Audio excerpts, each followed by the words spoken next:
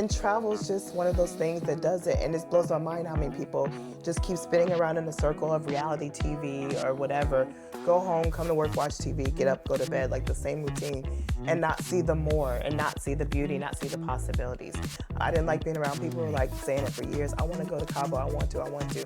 Years have passed, 5 years. Just go, just do it. So I don't want to be one of those people who just wished and never did. So. Yeah, because not a lot of people do go ahead and do it, but like, and my spirituality has grown a lot since I moved here because I've been experiencing like miracles pretty much nonstop in ways that I didn't. Miracles for me in the U.S. were just kind of like an intellectual busy.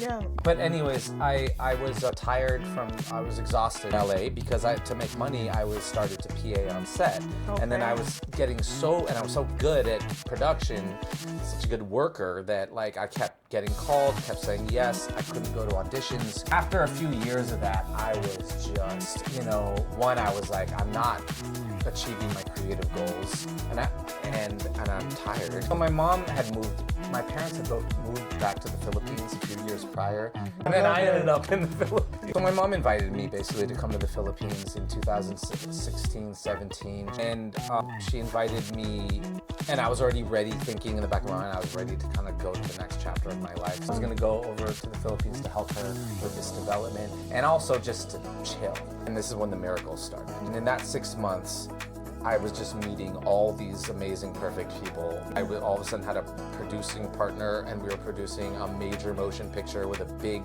movie star.